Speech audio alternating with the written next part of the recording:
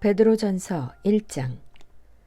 예수 그리스도의 사도인 베드로가 본도와 갈라디아와 갑바도기아와 아시아와 비두니아에 흩어져 사는 나그네들인 택하심을 입은 이들에게 이 편지를 씁니다. 하나님 아버지께서 여러분을 미리 아시고 성령으로 거룩하게 해주셔서 여러분은 순종하게 되고 예수 그리스도의 핏부림을 받게 되었습니다. 여러분에게 은혜와 평화가 더욱 가득 차기를 빕니다. 우리 주 예수 그리스도의 하나님 아버지께 찬양을 드립시다. 하나님께서는 그 크신 자비로 우리를 새로 태어나게 하셨습니다. 그리하여 그는 죽은 사람들 가운데서 예수 그리스도가 부활하심으로 말미암아 우리로 하여금 산 소망을 갖게 해주셨으며 썩지 않고 더러워지지 않고 낡아 없어지지 않는 유산을 물려받게 하셨습니다. 이 유산은 여러분을 위하여 하늘에 간직되어 있습니다. 하나님께서는 여러분의 믿음을 보시고 그의 능력으로 여러분을 보호해 주시며 마지막 때에 나타나기로 되어 있는 구원을 얻게 해 주십니다. 그러므로 여러분이 지금 잠시 동안 여러 가지 시련 속에서 어쩔 수 없이 슬픔을 당하게 되었다 하더라도 기뻐하십시오. 하나님께서는 여러분의 믿음을 단련하셔서 불로 단련하지만 결국 없어지고 마는 금보다 더 귀한 것이 되게 하시며 예수 그리스도께서 나타나실 때에 여러분에게 칭찬과 영광과 존귀를 얻게 해주십니다. 여러분은 그리스도를 본 일이 없으면서도 사랑하며 지금 그를 보지 못하면서도 믿으며 말로 다 표현할 수 없는 즐거움과 영광을 누리면서 기뻐하고 있습니다. 여러분은 믿음의 목표, 곧 여러분의 영혼의 구원을 받고 있는 것입니다. 예언자들은 이 구원을 자세히 살피고 연구하였습니다. 그들은 여러분이 받을 은혜를 예언하였습니다.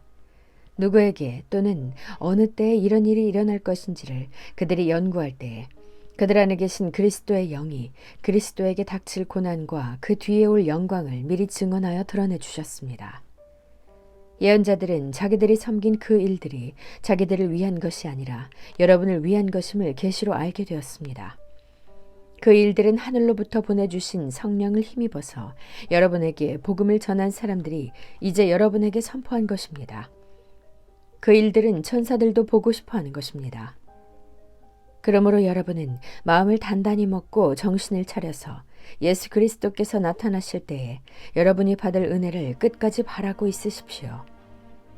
순종하는 자녀로서 여러분은 전에 모르고 쫓았던 욕망을 따라 살지 말고 여러분을 불러주신 그 거룩하신 분을 따라 모든 행실을 거룩하게 하십시오. 성경에 기록하기를 내가 거룩하니 너희도 거룩하여라 하였습니다. 그리고 사람을 겉모양으로 판단하지 않으시고 각 사람의 행위대로 심판하시는 분을 여러분이 아버지라고 부르고 있으니 여러분은 나그네 삶을 사는 동안 두려운 마음으로 살아가십시오. 여러분은 조상으로부터 물려받은 여러분의 헛된 생활 방식에 해방되었습니다. 여러분도 아시지만 그것은 은이나 금과 같이 썩어질 것으로 된 것이 아니라 흠이 없고 티가 없는 어린 양의 피와 같은 그리스도의 귀한 피로 되었습니다. 하나님께서는 이 그리스도를 세상이 창조되기 전에 미리 아셨고 이 마지막 때에 여러분을 위하여 나타내셨습니다. 여러분은 그리스도로 말미암아 하나님을 믿고 있습니다. 하나님은 그리스도를 죽은 사람 가운데서 살리시고 그에게 영광을 주셨습니다. 그래서 여러분의 믿음과 소망은 하나님을 향해 있습니다. 여러분은 진리의 순종함으로 영혼을 정결하게 하여서 꾸밈없이 서로 사랑하기에 이르렀으니 순결한 마음으로 서로 뜨겁게 사랑하십시오. 여러분은 다시 태어났습니다. 그것은 썩을 씨로 그렇게 된 것이 아니라 썩지 않을 씨, 곧 살아계시고 영원하신 하나님의 말씀으로 그렇게 되었습니다. 모든 육체는 풀과 같고 그 모든 영광은 풀의 꽃과 같다. 풀은 마르고 꽃은 떨어지되 주님의 말씀은 영원히 있다. 이것이 여러분에게 복음으로 전해진 말씀입니다. 2장.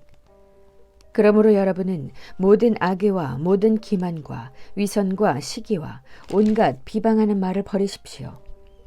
갓난 아기들처럼 순수하고 신령한 젖을 그리워하십시오. 여러분은 그것을 먹고 자라서 구원에 이르러야 합니다. 여러분은 주님의 인자하심을 맛보았습니다. 주님께 나아오십시오. 그는 사람에게는 버림을 받으셨으나 하나님께는 택하심을 받은 살아있는 귀한 돌입니다. 살아있는 돌과 같은 존재로서 여러분도 집 짓는 데 사용되어 신령한 집이 됩니다.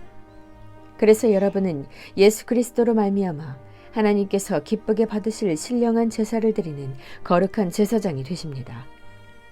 성경에 이런 말씀이 있습니다. 보아라, 내가 골라낸 귀한 모퉁이 돌 하나를 시온에 둔다. 그를 믿는 사람은 결코 부끄러움을 당하지 않을 것이다. 그러므로 이 돌은 믿는 사람들인 여러분에게는 귀한 것이지만 믿지 않는 사람들에게는 집 짓는 자들이 버렸으나 모퉁이의 머릿돌이 된 돌이요 또한 걸리는 돌과 넘어지게 하는 바위입니다. 그들이 걸려서 넘어지는 것은 말씀을 순종하지 않기 때문이며 또한 그렇게 되도록 정해 놓으셨기 때문입니다.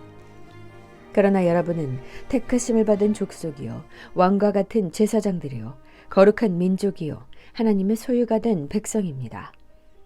그래서 여러분을 어둠에서 불러내어 자기의 놀라운 빛 가운데로 인도하신 분의 업적을 여러분이 선포하는 것입니다. 여러분이 전에는 하나님의 백성이 아니었으나 지금은 하나님의 백성이요 전에는 자비를 입지 못한 사람이었으나 지금은 자비를 입은 사람입니다. 사랑하는 여러분, 나는 나그네와 거류민 같은 여러분에게 권합니다. 영혼을 거슬러 싸우는 육체적 정욕을 멀리 하십시오. 여러분은 이방 사람 가운데서 행실을 바르게 하십시오. 그렇게 해야 그들은 여러분더러 악을 행하는 자라고 욕하다가도 여러분의 바른 행위를 보고 하나님께서 찾아오시는 날에 하나님께 영광을 돌릴 것입니다. 여러분은 인간이 세운 모든 제도에 주님을 위하여 복종하십시오. 주권자인 왕에게나 총독들에게나 그렇게 하십시오. 총독들은 악을 행하는 사람에게 벌을 주고 선을 행하는 사람에게 상을 주게 하려고 왕이 보낸 이들입니다. 선을 행함으로 어리석은 자들의 무지한 입을 막는 것이 하나님의 뜻입니다. 여러분은 자유인으로 사십시오. 그러나 그 자유를 악을 행하는 구실로 쓰지 말고 하나님의 종으로 사십시오. 모든 사람을 존중하며 믿음의 식구들을 사랑하며 하나님을 두려워하며 왕을 공경하십시오. 하인으로 있는 여러분, 극히 두려운 마음으로 주인에게 복종하십시오. 선량하고 너그러운 주인에게만이 아니라 까다로운 주인에게도 그리하십시오. 억울하게 고난을 당하더라도 하나님을 생각하면서 괴로움을 참으면 그것은 아름다운 일입니다. 죄를 짓고 매를 맞으면서 참으면 그것이 무슨 자랑이 되겠습니까? 그러나 선을 행하다가 고난을 당하면서 참으면 그것은 하나님께서 보시기에 아름다운 일입니다.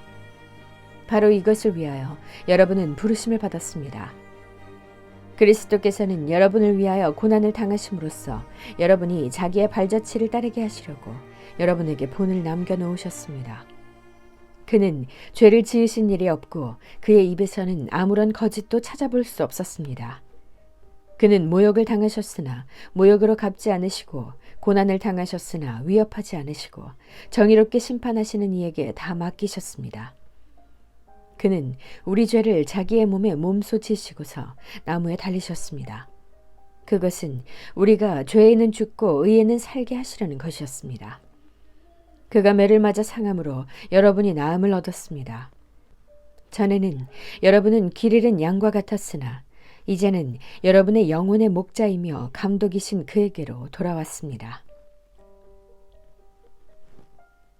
아멘.